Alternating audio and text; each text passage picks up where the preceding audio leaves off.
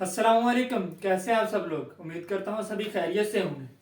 आज का जो हमारा वीडियो लेक्चर है वो है class 9th physics pairing scheme के रेलिवेंट। बोर्ड के एग्जाम्स आने वाले हैं और स्टूडेंट बोर्ड की तैयारी में है बहुत ज़्यादा मसरूफ। परेशान तो होते ही है, ऑब्वियसली जब एग्जाम्स हो रहे हैं परेशानी तो होगी कि फ्यूचर न जाने कैसा होगा। बट परेशान होने की जरूरत नहीं है। अगर आपकी हर एक चैप्टर की तैयारी नहीं है, आपको किसी चैप्टर में कंफ्यूजन, आप छोड़ना चाहते हैं कोई चैप्टर, या किसी चैप्टर को आप सिर्फ शॉर्ट के पॉइंट ऑफ व्यू से करना चाहते हैं, किसी चैप्टर को आप जस्ट लॉन्ग के पॉइंट ऑफ व्यू से करना चाहते हैं, तो आपके लिए ये पेयरिंग स्कीम बेस्ट एवर है। पेयरिंग स्कीम को देखने से पहले एक बात बेटा याद रख लें, पेयरिंग स्कीम 100% फॉलो नहीं करते बोर्ड वाले। अगर बोर्ड की पेयरिंग स्कीम के अकॉर्डिंग ऑब्जेक्टिव ना एक आध तो ये पॉसिबल है। अगर कोई एक आध शॉर्ट क्वेश्चन आगे पीछे हो जाए पॉसिबल है, लॉन्ग क्वेश्चन एक आध इधर उधर हो जाए पॉसिबल है। ऑलमोस्ट 90% पेयरिंग स्कीम फॉलो की जाती है, 10% एक्सेप्शनल केस होता है। अगर आप फुल मार्क्स लेने का सोच रहे हैं पेयरिंग स्कीम को फॉलो करें, बट आपको बाकी चैप्टर भी एग्जैक्ट आने चाहिए, क्योंकि आपकी तो प्रायोरिटी फुल मार्क्स है। तो फिर आप चौरस्ते ना ढूंढे, एग्जैक्ट जो पाथवे है हर एक चैप्टर को 110% याद करें, फिर इंशाल्लाह आपके आएंगे पूरे मार्क्स। अच्छा जी, physics 9th class pairing scheme देख लेते हैं। टोटल मार्क्स जो इसके होते हैं वो होते हैं 60 मार्क्स। 12 नंबर की इसकी होती है ऑब्जेक्टिव और 48 मार्क्स की होती है इसकी सब्जेक्टिव। ऑब्जेक्टिव 12 नंबर की 9 चैप्टर टोटल होते हैं। आपको पता आपकी क्लास 9th की फिजिक्स में पहले चैप्टर में से 2 एमसीक्यूज आती हैं, दूसरे चैप्टर में से एक, तीसरे में से एक, चौथे में से एक, पांचवें में से 2, छठे में से एक, सातवें में से एक, आठवें में से एक और 9वें में से 2।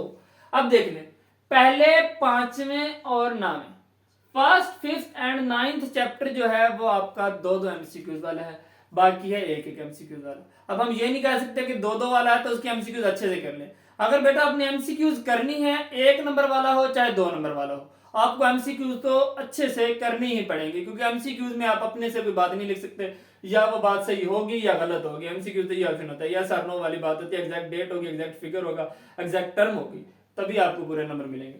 सो एमसीक्यूज के हवाले से तो आपको हर एक चैप्टर अच्छे से याद करना ही होगा।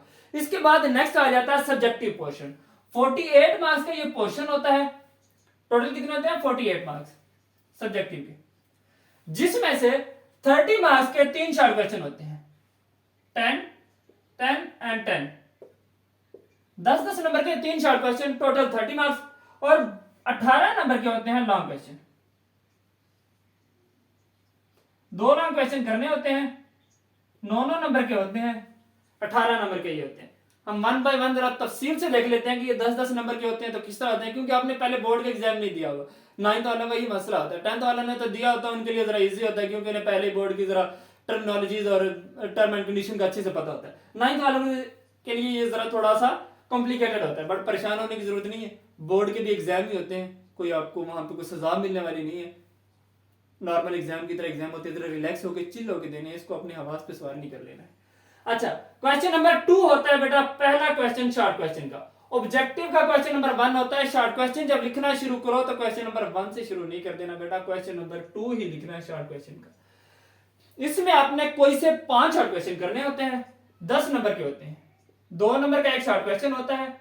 सो 10 नंबर के आपका पहला क्वेश्चन नंबर 2 हो गया, जिसमें टोटल 8 शॉर्ट क्वेश्चन होते हैं, 3, 2 एंड 3। कितने हो गए? 8। 8 में से आपने करने हैं 5 और नंबर होंगे 10। सो क्वेश्चन नंबर 2 10 नंबर का होगा। पहले चैप्टर में से 3 शॉर्ट क्वेश्चन आएंगे, दूसरे चैप्टर में से 2 शॉर्ट क्वेश्चन आएंगे, तीसरे चैप्टर में से आएंगे 3 शॉर्ट क्वेश्चन। इस तरह ये आपका क्वेश्चन नंबर 2 शॉर्ट क्वेश्चन वाला अटेम्प्ट हो रहा है। इसमें अब आप देख लें, आपकी मर्जी, आपने चैप्टर नंबर 2 छोड़ना है, चैप्टर नंबर 3 छोड़ना है या 1 छोड़ना है। कोई सा एक चैप्टर अगर आप छोड़ें तो आपके फिर भी शॉर्ट क्वेश्चन होते हैं शॉर्ट क्वेश्चन के पॉइंट ऑफ व्यू से। अब जो आपको नहीं आता या जो आपको जरा कॉम्प्लिकेटेड लगता है, जिसके कॉन्सेप्ट जिसमें डेफिनेशन बहुत ज्यादा और आपको लगता है कि इसको याद करने में बहुत ज्यादा टाइम लगेगा, अगर आप उसको छोड़ना चाहते हैं इट्स अप टू यू, आप उसको छोड़ सकते हैं, पॉसिबिलिटी है। नेक्स्ट क्वेश्चन नंबर 3 सेम वही 10 नंबर का क्वेश्चन होगा। ये भी 8 शॉर्ट क्वेश्चन टोटल है, 2, 3, 3, 8। 8 में से आपने करने हैं 5, हर एक शॉर्ट क्वेश्चन 2 नंबर का होगा, टोटल मार्क्स 10। ये भी चैप्टर नंबर 4 5 और 6 में से आएगा। चैप्टर नंबर 4 2 नंबर का क्वेश्चन, चैप्टर नंबर 5 3 क्वेश्चन और चैप्टर नंबर 6 3 क्वेश्चन। सो आपकी मर्जी, आप 4 5 कर लें, आपकी मर्जी आप 5 6 कर लें। कोई सा एक चैप्टर अगर इधर से छोड़ना चाहें तो आपकी मर्जी, अगर आप सारे करना चाहें फिर तो आप ब्रांड हुए ना, फिर तो छोड़ने वाली तो बात ही ना होगी। Next question number 4 same pattern, 8 short question ही है। आपने करने हैं 5, हर एक के 2 नंबर, 10 नंबर का टोटल क्वेश्चन। चैप्टर नंबर 7 में से 3, चैप्टर नंबर 8 में से 2, चैप्टर नंबर 9 में से 3। आपकी मर्जी, कोई सा एक चैप्टर छोड़ दें, बाकी 2 कर लें, तो आपका जो पेपर है वो अल्हम्दुलिल्लाह अच्छे वाला अटेम्प्ट हो जाएगा, जिसे कहते हैं एग्जैक्ट पूरे पूरे नंबर वाला। और आप एक एक चैप्टर छोड़ भी सकते हैं, मीन 3 चैप्टर अगर आप शॉर्ट क्वेश्चन के पॉइंट ऑफ व्यू से छोड़ना चाहें फिर भी आप फुल मार्क्स ले सकते हैं। 9 में से 6 चैप्टर कर लें और फुल मार्क्स ले लें। अब नेक्स्ट प्रॉब्लम आ जाती है बेटा लॉन्ग क्वेश्चन के पॉइंट ऑफ व्यू से। लॉन्ग क्वेश्चन में मैं आपको मिसकंसेप्शन नहीं दूंगा कि इसमें से ही लाजमी न्यूमेरिकल आएगा और इसमें से ही लाजमी आएगी थ्योरी। बेटा ये हार्ड एंड फास्ट नहीं होता। अक्सर बच्चे क्या करते हैं कि उसकी बिल्कुल थ्योरी छोड़ के बैठ जाते हैं और दूसरे चैप्टर की बिल्कुल न्यूमेरिकल छोड़ के बैठ जाते हैं। मैं ऐसी कोई सजेशन देने वाला नहीं हूं आपको कि आप इसके न्यूमेरिकल कर लें, इसकी थ्योरी कर लें। बेटा आपने जो चैप्टर चूज करने हैं पहले ये सोच लें कि आपने चूज कौन से करने हैं। जो चैप्टर चूज कर लिए उसके न्यूमेरिकल और थ्योरी दोनों कर लेना, ताकि आपको बोर्ड वाले दिन हमें भी आप बुरा ना कहेंगे सर ने तो कहा था कि इसके न्यूमेरिकल आएंगे और सर ने तो कहा था इसकी थ्योरी आएगी और ये तो काम ही उल्टा हो गया। तो बेटा ऐसी बात को मैं तो कहता हूँ अवॉइड ही करें, क्योंकि ऐसा तो हम एग्जैक्ट नहीं कह सकते।